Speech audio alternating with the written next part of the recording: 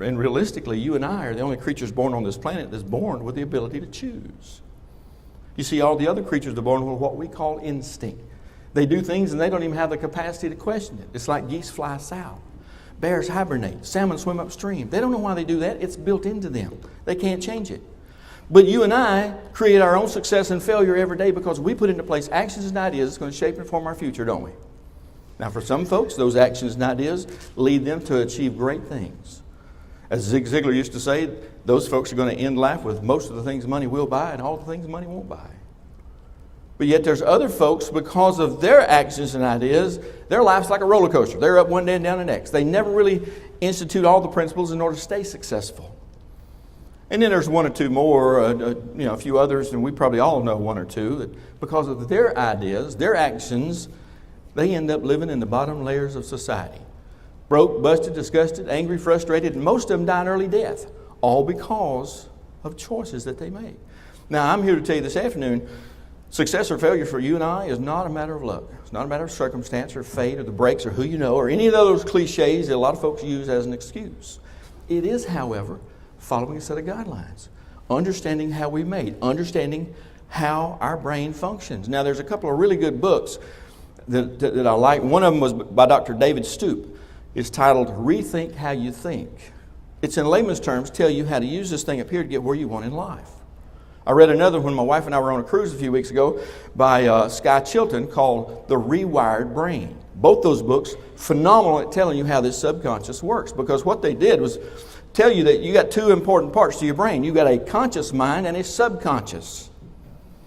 The job of the conscious mind is to bring the message to the subconscious. The subconscious then categorizes it, files it, and causes it to happen. Now, think of it like this. Think of your conscious mind as a gardener and your subconscious as a garden. Whatever your gardener plants is going to grow. Marianne Messick reported in U.S. News and World Report, she said, according to neuroscientists, we are cognitive of only about 5% of our cognitive activity every day. That means 95% of my actions, feelings, moods, attitudes, and decisions are going to come from where?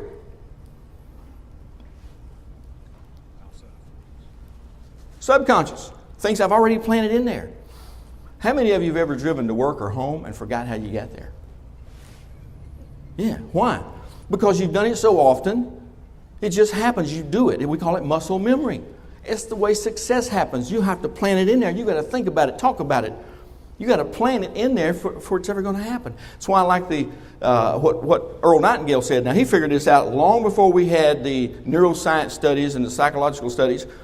He said it this way. He said, whatever you plant into your subconscious and you nourish it with repetition and emotion would one day come to pass for you. So that means I got to keep putting it in there, and I got to do it every day. And I got to do it with emotion, because that's one of the ways it's going to anchor it in my mind that I'm going to get there. Guys, we can only hold one thought at a time. Let's make it count. It's focus, really. I learned focus the hard way, like I learned a lot of things in my life, but I was on a foreign military sales team for a while to the Middle East. Before we went over there, they sent us to what they called a defensive driving school.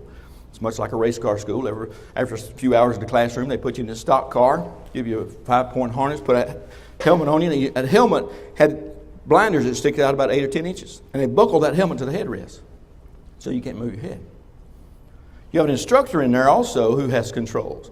At some point going around that track at 60, 70 miles an hour, that instructor is going to put you into a skid towards a brick wall. They know from study, if you can't see that wall, 99% of the time, you're going to come out in the direction that you're focused. They also know as a human, if we unbuckle that helmet, we have a tendency to look where we're going, and guess what's going to happen? We're going to hit it 99% of the time. Psychologists tell us the same thing. Our life is going in the direction of our most predominant thoughts. So what are we thinking? Are we thinking health, wealth, and happiness, or sickness, depression, and death? It's up to us. We determine our life. We determine where I go. A lot of it is because of the things that we put in. That's why I like the egg example. You know, if an egg is broken from the outside, what happens? Life ends. But if it's broken from the inside, life begins. That's where success is going to happen for us. It's got to start in here.